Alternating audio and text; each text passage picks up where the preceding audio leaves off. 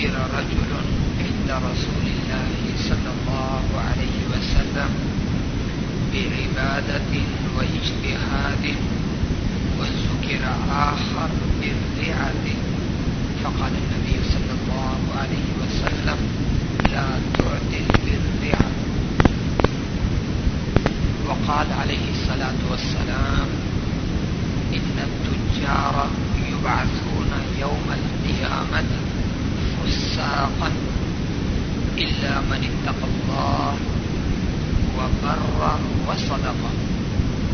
وقال عليه الصلاة والسلام التاجر الصدوق مع النبيين والصديقين والشهداء.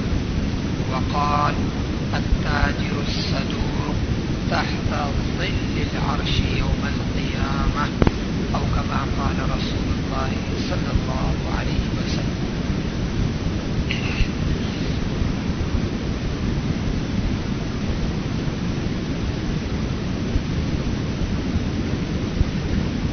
اللہ تبارک و تعالی کا پاک ارشاد ہے ایمان والوں ایک دوسرے کے مالوں کو ناحق طریقے سے مت کھاؤ، ناحق طریقے سے ایک دوسرے کے مال میں تصرف مت کرو، ناحق طریقے سے مال مت کماؤ، الا ان تکون تجارۃ عن تراض، مگر یہ ہے کہ آپس کی رضامندی سے شرعی اصولوں کے مطابق کاروبار سے جو تم کماؤ وہ ٹھیک ہے. وَلَا تَقْتُلُوا أَنفُسَكُمْ، اور ایک دوسرے کا خون مت کرو. آگے فرمایا کہ جو ناحق طریقے سے ناجائز طریقے سے کاروبار کرے گا اور جو کسی مسلمان کا قتل کرے گا فسوف نصلیہ نارا، ہم اسے جہنم میں داخل کریں گے. اور اللہ کے لیے اس قسم کے بہت سے لوگوں کو جہنم میں داخل کرنا مشکل نہیں ہے. یہ اور اس قسم کی آیات بتاتی ہے کہ جس طرح عبادات اسلام کا حصہ ہیں، دین کا اہم ترین حصہ، دین کا اہم ترین حصہ معاملات ہیں، بلکہ معاملات اپنی اہمیت اور وسعت کے لحاظ سے عبادات کے مقابلے میں کہیں زیادہ ہے. علماء کرام لکھتے ہیں کہ دین میں عبادات کا حصہ 1/4 ہے. دین میں عبادات کا حصہ 1/4 ہے. نماز، روزہ، زکوٰۃ، حج، تلاوت قرآن پاک، ذکر و اذکار، نوافل، اوراد، صدقہ خیرات، یہ عبادات کے زمرے میں آتے ہیں. اور اسلام میں عبادات کا جو حصہ ہے وہ 1/4 ہے، جبکہ معاملات اور معاشرت کا جو حصہ ہے وہ 3/4 ہے.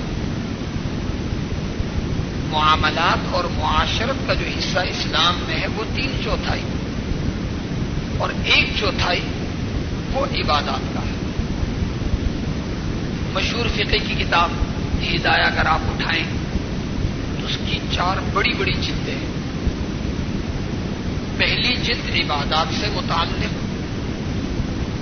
اور پہلی جلد سے زیادہ لمبی جلدیں جو بعد کی 3 ہیں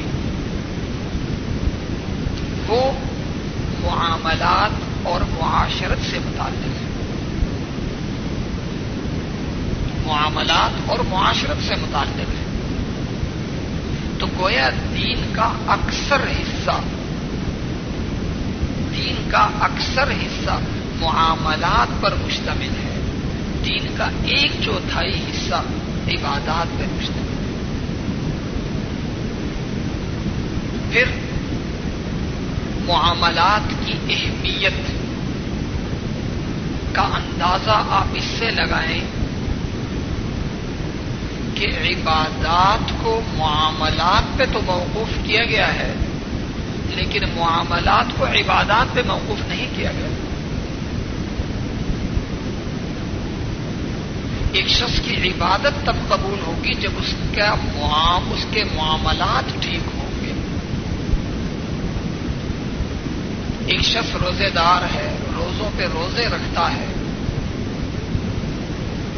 ذکر و اذکار کی پابندی کرتا ہے، ہر سال حج کرتا ہے، لیکن اس کے معاملات ٹھیک نہیں ہیں۔ جب معاملات ٹھیک نہیں تو عبادات اگرچہ اس نے کیا ہوں، لیکن اس کی عبادت اللہ تعالی کے ہاں قبولیت کا درجہ نہیں پا سکے گی، معاملہ غلط ہے۔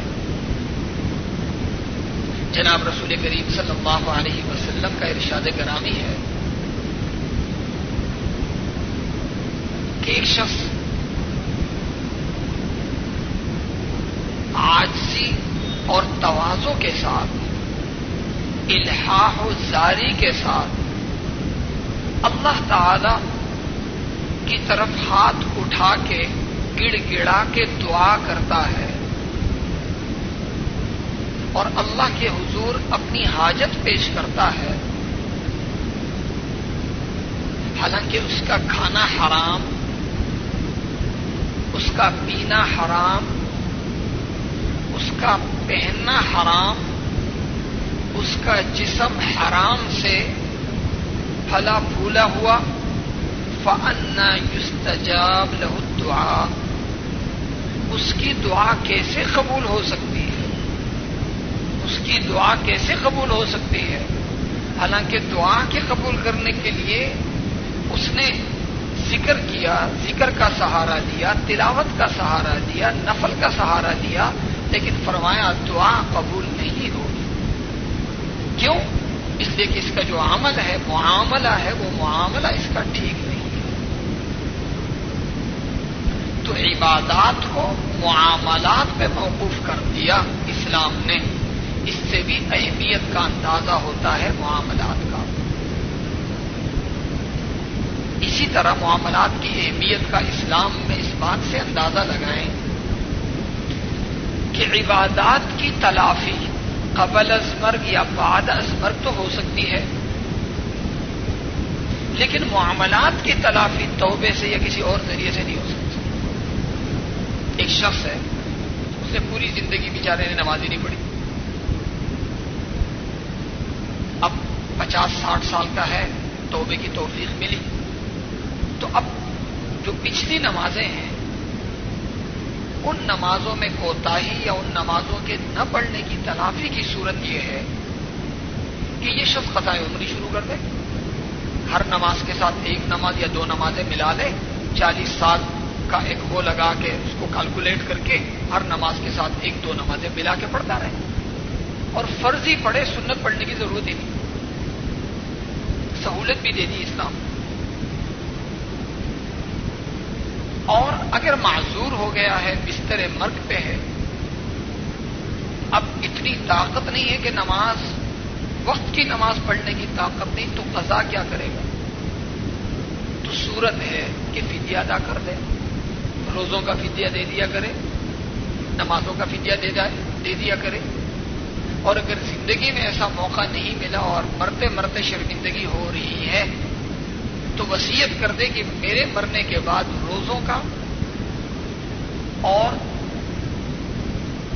نمازوں کا فدیہ ادا کر دیا جائے، اور میری طرف سے کسی کو بھیج کے میری طرف سے حج ادا کر دیا جائے، حج بدل۔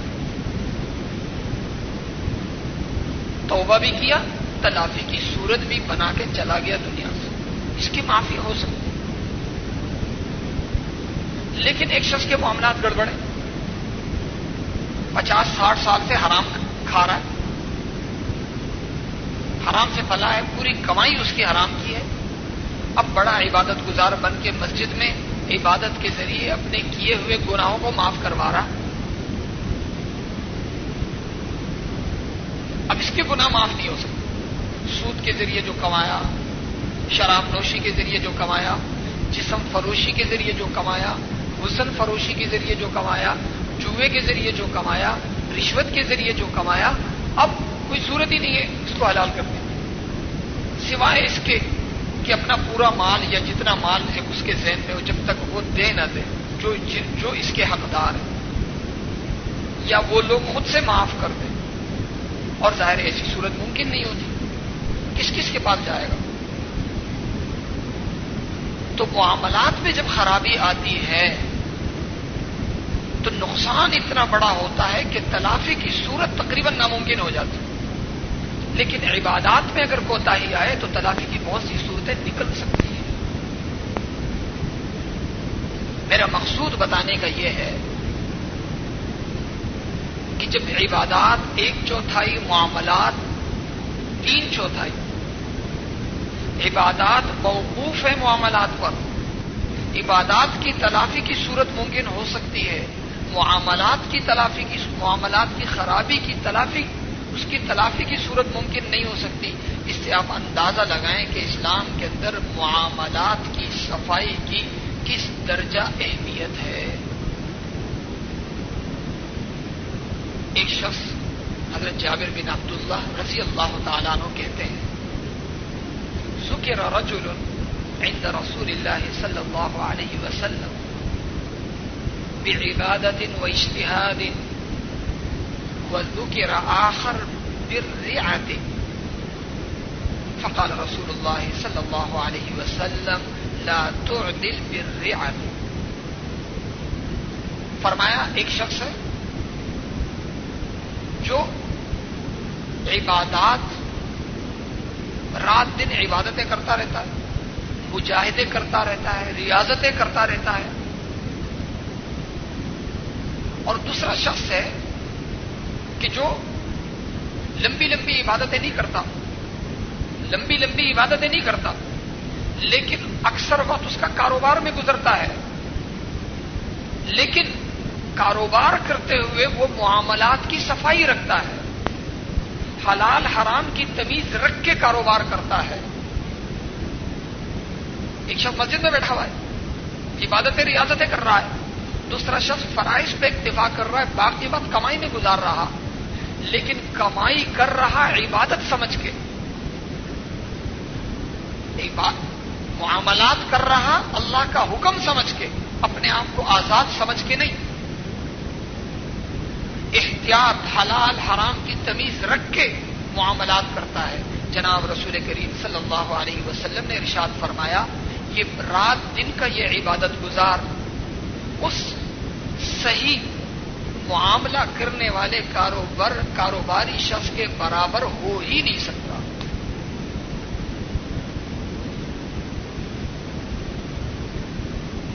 بتا دیا میرے پیغمبر پاک صلی اللہ علیہ وسلم نے کہ جس طرح عبادت ہم کرتے ہیں حکم خداوندی سمجھ کے، نماز پڑھتے ہیں اپنی منمانی طریقے، اپنی منمانی کے ساتھ نہیں، خود ساختہ طریقے سے نہیں، بلکہ نماز پڑھتے ہیں سیکھ کے، عبادت ادا کرتے ہیں اصولوں کا خیال رکھ کے، اس کے بعد عبادت کرتے ہیں۔ کیوں ایسا کرتے ہیں؟ اس لیے کہ ہم سمجھتے ہیں کہ یہ اللہ کا حکم ہے، یہ میرا کوئی ذاتی میٹر نہیں ہے، یہ اللہ کا حکم ہے، اللہ کا حکم، اللہ میری یہ عبادت قبول تب کرے گا جبکہ اللہ کی مرضی سے ہوگا، جبکہ معاملات کے اندر ہم نے اپنے آپ کو آزاد سمجھا ہوا ہے۔ فرمایا پیغمبر پاک صلی اللہ علیہ وسلم نے، جس ذہن کے ساتھ عبادت کرتے ہو اسی ذہن کے ساتھ معاملات کرو۔ جو تم کاروبار کرتے ہو، دکانداری کرتے ہو، تجارت کرتے ہو، کسی دفتر میں بیٹھ کے ملازمت کرتے ہو، اپنی دنیاوی ذمہ داریاں نبھاتے ہو، جج کی صورت میں، کسی افسر کی صورت میں، کسی وزیر کی صورت میں، اس کو اسلام کا ایک حکم سمجھو، بالکل اس طرح جس طرح عبادات کو تم حصہ دین سمجھتے ہو، معاملات کو، اپنی دنیاوی ذمہ داریوں کو بھی حصہ دین ہی نہیں بلکہ 3/4 حصہ سمجھ کے، 3/4 حصہ سمجھ کے دنیا کے کاروبار میں شریک ہو جایا کرو۔ جب ذہن یہ ہوگا کہ جو میں کر رہا ہوں، میں جب دفتر میں ہوں میں ایک عبادت کر رہا ہوں، میں کسی ادارے میں ملازمت کر رہا ہوں، میں ایک عبادت کر رہا ہوں، میں تجارت کر رہا ہوں، میں تجارت نہیں، میں ایک عبادت کر رہا ہوں، میں وزیر ہوں، میں وزیر نہیں، میں ایک عابد ہوں، میں عبادت کر رہا ہوں، میں حکومت کی کرسی پر ہوں، میں حکومت کی کرسی پہ نہیں، میں منبر رسول صلی اللہ علیہ وسلم پر ہوں۔ کاروبار کیجئے، تجارت کیجئے عبادت سمجھ کے۔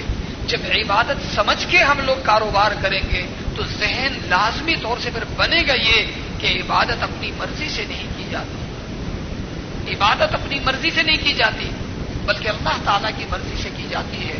اور اللہ تعالیٰ کی مرضی پھر یہ ہے کہ کاروبار سے متعلق اللہ تعالیٰ کے جو دیے ہوئے احکام ہیں، ان احکام اور ان اصولوں کی میں نے پاسداری کرنی ہے، اور پاسداری تب ہو سکتی ہے جب ان اصولوں کو میں معلوم کروں گا، ان کو سیکھوں گا، سیکھ کے کاروبار کروں گا۔ کاروبار چلانے کے جو دنیاوی اصول و ضابطے وہ تو سیکھتے ہیں لوگ، لیکن جو شرعی احکام و مسائل ہیں وہ نہیں سیکھتے۔ ذہن یہ دیا کہ وہ بھی سیکھو۔ کاروبار کو بڑھانا بھی ہے، کاروبار کو حرام سے بچانا بھی ہے۔ کاروبار کے بڑھانے کے لیے تدبیر کی ضرورت ہے، حکمت عملی کی ضرورت ہے، اور کاروبار کو تحفظ دینے کے لیے، حرام سے بچانے کے لیے دینی احکام کی پاسداری کی ضرورت ہے۔ اور دین کے بارے میں جو ایسا تاجر ہو، ایسا کاروباری ہو جو کاروبار کو عبادت سمجھ کے کرتا ہو، کاروبار کو دین کا اہم ترین جز سمجھ کے کرتا ہو، فرمایا ایسے شخص کے بارے میں جناب رسول کریم صلی اللہ علیہ وسلم نے التاجر الصدوق مع النبیین والصدیقین والشہداء، کہ جو ایسا تاجر ہوگا اس کو جنت کے اندر اعلیٰ درجہ، اعلیٰ مقام تو حاصل ہوگا ہی، لیکن اس کو معیت ملے گی، انبیاء کی معیت ملے گی، انبیاء کی معیت ملے گی، صدیقین کی معیت ملے گی، شہداء کی۔ یہ تین اہم ترین اور انتہائی اعلی جو درجے ہیں، درجہ انبیاء کا آتا ہے، اس کے نیچے صدیقین کا آتا ہے، اس کے نیچے شہداء کا آتا ہے۔ فرمایا اس شخص کو جو درجہ ملے گا، جو اپنے دنیا کے کاروبار کو عبادت سمجھ کے دینی معاملات سے متعلق، کاروبار سے متعلق جو احکام ہیں ان کو سیکھا بھی اور ان کو فالو بھی کر رہا، ایسے شخص کا مقام آخرت میں کیا ہوگا کہ اس کا حشر، اس کو معیت ملے گی انبیاء کی، اس کو معیت ملے گی صدیقین کی، اس کو معیت ملے گی شہداء کی۔ اب یہ ایک عام عبادت گزار کے بارے میں نہیں فرمایا کہ جو 24 گھنٹے مسجد میں بیٹھا رہے، عبادتوں پہ عبادتیں کر رہا ہے، اس کی حوصلہ افزائی اسلام نے نہیں کی۔ اسلام اس شخص کی حوصلہ افزائی کر رہا، اسلام اس شخص کا اعلیٰ مقام بتا رہا، اسلام اس شخص کو انبیاء، شہداء اور صدیقین کی صف میں کھڑا کر رہا جو ایک دنیا دار شخص ہے، ایک دنیا دار شخص ہے، لیکن دنیا دار ہے، دنیا داری کر رہا عبادت بنا کے، دنیا داری کر رہا اسلام کے اصولوں کی پاسداری کر کے۔ اور فرمایا جناب رسول کریم صلی اللہ علیہ وسلم نے، اور فرمایا جناب رسول کریم صلی اللہ علیہ وسلم التاجر الصدوق تحت ظل العرش یوم القیامہ، کہ جو سچا تاجر ہوگا جنت میں جانے کے بعد تو یہ بڑا مقام ملے گا، لیکن قبروں سے اٹھنے کے بعد جو ایک بڑی زندگی ہے، لمبی زندگی ہے جنت میں داخلے تک، حشر نشر جو ایک لمبا عرصہ ہے جہاں کسی کو سایہ تک میسر نہ ہوگا، سب پریشانی کے اندر ہوں گے. فرمایا اللہ تعالیٰ اس شخص کے مقام کو اس جگہ پر بھی نہیں بھولے گا. اللہ تعالیٰ ایسے دنیادار شخص کو اپنے عرش کے سائے کے نیچے جگہ دے گا. اللہ تبارک و تعالیٰ قیامت کے دن اپنے عرش کے سائے کے نیچے جگہ دے گا. یہ کن کے لیے ہے؟ یہ دنیادار شخص کے لیے جو دنیاداری کر رہا ہو دینی احکام کے اصولوں کا خیال رکھ کے، کاروبار کو دنیاوی انداز میں سیکھ کے نہیں، بلکہ کاروبار کر رہا دین اور دنیا دونوں کا امتزاج رکھ کے وہ کاروبار کر رہا. کاروبار کو ترقی دینے کے لیے، آگے بڑھنے کے لیے جس طرح دنیاوی تعلیم کی ضرورت ہے، اس سے کہیں زیادہ دینی احکام کا سیکھنا اور ان احکام کا اس کاروبار میں خیال رکھنا یہ حد درجہ ضروری ہے. جب اس درجہ اہمیت ہے اسلام کے اندر، تو کیا وجہ ہے کہ آج ہم نے معاملات کو اپنے دین سے نکال دیا، سائڈ پہ کر دیا؟ ہم کتنے ہیں؟ کسی کا سونے کا کاروبار ہے، کسی کا منی کا کاروبار ہے، کسی کا ایکسپورٹ امپورٹ کا کاروبار ہے، ہر بندے کا. آج ہم اپنا جائزہ لیں، کیا ایکسپورٹ امپورٹ کا کاروبار کرتے ہوئے کبھی اس پر جو اسلام کے اصولوں سے متعلق کوئی کتاب کبھی ہم نے کوئی پڑھی ہے؟ ایکسپورٹ امپورٹ سے متعلق جو اصول و ضوابطے، دنیاوی اصول و ضابطے ہیں، قوانین ہیں، ان کا تو مطالعہ کرتے ہیں، مشورہ کرتے ہیں وکیل سے، لیکن کیا کبھی کسی مفتی صاحب سے کبھی مشورہ کرتے ہیں کہ جی یہ کاروبار میں کر رہا ہوں، اس کے حدود کیا ہیں، اس کے اصول کیا ہیں، اس کے احکام کیا ہیں؟ میں سونے کا کاروبار کر رہا ہوں جی، سونے کے کاروبار کے لیے اسلام کیا احکام دیتا ہے؟ نہ تو ہم کبھی کوئی کتاب تلاش کرتے کہ جی اس پہ بھی کسی مفتی صاحب نے کوئی کتاب لکھی، اس کے لیے بھی کیا اسلام کے احکام موجود ہیں؟ آپس کا لین دین ہوتا ہے، معاملات ہوتے ہیں، جو قوانین ہیں ان قوانین کا تو خیال رکھتے ہیں، لیکن کیا اسلامی احکام جو ہیں کیا ان کا ہم خیال رکھتے ہیں یا اپنے آپ کو آزاد سمجھتے ہیں؟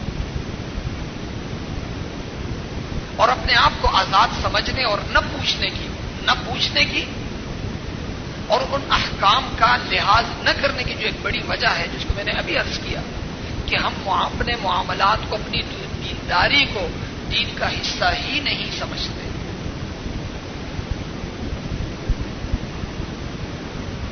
اگر آپ منافقین کی جو نشانیاں احادیث مبارکہ کے اندر مذکور ہوئی ہیں، جیسے آیت المنافق ثلاث، اذا حدث کذب واذا وعد اخلف واذا اؤتمن خان. منافق کی 3 نشانیاں ہیں. جب بات کرے گا تو جھوٹ بولے گا، یعنی جھوٹ بولنے میں وہ کوئی عار محسوس نہیں کرتا میں کوئی برائی کر رہا ہوں، نہیں، یہ میری مجبوری ہے، مجبوری سمجھ کے یا اپنی ضرورت سمجھ کے یا کاروبار کی ترقی کا راز سمجھ کے جھوٹ بول رہا ہے. وعدہ کرے گا ہاں بھائی تیرے پیسے دے دوں گا، 5 دن کے بعد لے لینا، 1 گھنٹے کے بعد لے لینا، پھر فون ہی نہیں اٹھائے گا. اذا وعد اخلف، وعدہ کرتا ہے تو وعدہ خلافی کرتا ہے. واذا اؤتمن خان، اور جب اس کے پاس امانت رکھی جائے تو وہ امانت میں خیانت کرتا ہے. امانت رکھی کہ بھائی یہ ₹1,00,000 اپنے پاس رکھنا، 10 دن کے بعد لے لوں گا. اب دیکھا اچھا 10 دن ہے تو اس کو 10 دن تک جو ہے وہ کاروبار میں انویسٹ کر دیا کہ چلو وہ دن آئے گا تو میں دے دوں. یہ میرے پیسے ہی اپنے پاس رکھ لینا. پیسے کیا دیے کہ اب پیسے وصول ہی نہیں ہو رہے. امانت میں خیانت. دوسرے کی چیز آگے بیچ دی کہ جب یہ مانگے گا تو کہیں سے خرید کے دے دوں. یہ منافق کی نشانیاں بتائی. اگر دیکھا جائے تو منافق کی نشانیوں کا تعلق عبادات سے نہیں ہے. رسول کریم صلی اللہ علیہ وسلم نے یہ نشانیاں جو فرمائی آپ نے عبادات کے بارے میں نہیں فرمائی کہ منافق نماز ایسی پڑھے گا، منافق ذکر اس طرح کرے گا، منافق روزے اس طرح رکھے گا یا روزے رکھے گا نہیں، عبادات کو ٹچ نہیں کیا۔ منافق کی جو عملی نشانی ہے جناب رسول کریم صلی اللہ علیہ وسلم نے جو فرمائی وہ معاملات سے متعلق۔ اس لیے کھرے مسلمان کا اور ایک منافق کا جو فرق ہے مابین امتیاز ہے وہ معاملات کی صفائی سے ہے، معاملات کی صفائی سے۔ ایک مسلمان اگر معاملات کی صفائی رکھتا ہو تو سمجھ لیں کہ ایک کھرا مسلمان، اور اگر معاملات کی صفائی نہیں رکھتا بلکہ معاملات میں اپنے آپ کو مادر پتر آزاد سمجھتا ہے، اس کو اپنا پرائیویٹ میٹر سمجھتا ہے، تو سمجھ لیا جائے کہ یہ ظاہر سے تو مسلمان لگ رہا ہے، لبادہ تو مسلمانوں کا اوڑا ہوا ہے، اندر سے یہ منافق ہے۔ اس لیے کہ جناب رسول کریم صلی اللہ علیہ وسلم نے جو نشانیاں ارشاد فرمائی ہیں وہ معاملات سے متعلق ہے، اور معاملات کے نہ اصولوں کا خیال رکھا جا رہا اور نہ معاملات کو دین کا حصہ سمجھا جا رہا۔ اس لیے جب ہم معاملات کی صفائی کی جب بات آتی ہے تو 3 طریقے بیان ہوتے ہیں۔ معاملات کی صفائی کے زمرے میں 3 چیزیں آتی ہیں۔ ایک یہ کہ جو آپ کاروبار کریں وہ حلال کاروبار ہو، آپ کا کاروبار حلال ہونا چاہیے، لہذا اگر حلال کاروبار نہیں تو بھی غلط۔ جیسے ایک شخص نے کاروبار شروع کیا ہوا ہے جسم فروشی کا، اڈا کھولا ہوا ہے، یا وہ اس کا کاروبار جو ہے وہ سود کا ہے، یا وہ کما رہا ہے جوئے سے کما رہا، یا وہ کما رہا رشوت کے ذریعے، اپنے عہدے کا غلط فائدہ اٹھا رہا ہے، یہ حرام ذرائع ہے۔ اور ایک شخص کا کاروبار تو حلال ہے، کاروبار حلال ہے، لیکن جو کاروبار کے جو ذرائع ہیں وہ حرام ہیں۔ ایک شخص حلال تجارت کر رہا ہے لیکن تجارت میں جھوٹ بولتا ہے، تجارت کے اندر وعدہ خلافی کرتا ہے، تجارت کے اندر خیانت کرتا ہے، جب لینے کا وقت آتا ہے کسی سے لینا ہو، کسی کا مال لینا ہو تو اس کے مال کی 100 برائیاں بیان کر دیتا ہے، اور جب اپنا مال دینا ہو تو اس کی کمیاں بھی چھپا دیتا ہے۔ جب کسی سے لینے کا وقت ہوتا ہے اپنا قرضہ وصول کرنے کا تو 1 گھنٹے تک کا وقت نہیں دیتا، لیکن جب دوسرے اس سے وصول کرتے ہیں تو مہینوں تک دوسروں کا قرضہ ادا نہیں کرتا۔ حلال کاروبار کر رہا لیکن حلال کاروبار کے جو ذرائع ہیں وہ حرام اختیار کر رہا۔ اسلام کے اندر فقہ کے اندر جو ہے وہ بیوع کو 2 حصوں میں تقسیم کیا جاتا ہے۔ ایک کو کہتے ہیں بیع فاسد اور ایک کو کہا جاتا ہے بیع باطل۔ ایک بیع فاسد ہے اور ایک بیع باطل ہے۔ اگر آپ کانٹریکٹ ایک پڑھیں تو اس میں 2 آتے ہیں، ایک ہے وائڈ سیل اور ایک ہے وائڈیبل سیل۔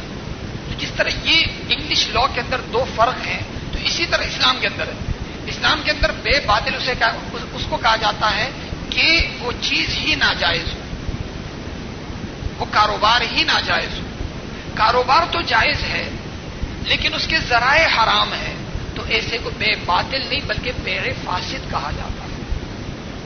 تو ایک شخص بیع فاسد کر رہا وہ بھی غلط کر رہا، حرام کر رہا، ایک شخص بیع باطل کر رہا وہ بھی حرام کر رہا، ناجائز کر رہا۔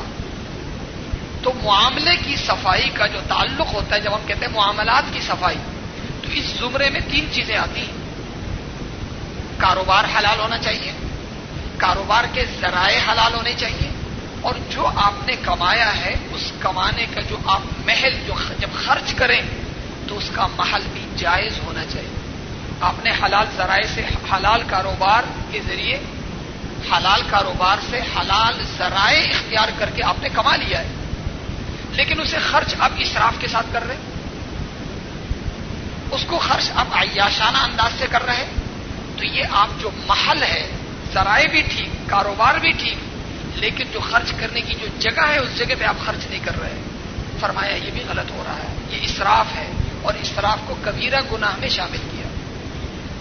بہرحال جو خلاصہ ہے وہ یہ ہے کہ چونکہ ہم مسلمان ہیں، ہم سمجھتے ہیں کہ لا الہ الا اللہ محمد الرسول اللہ کہنے سے ہم اللہ تعالیٰ کے احکام کے پابند ہو گئے.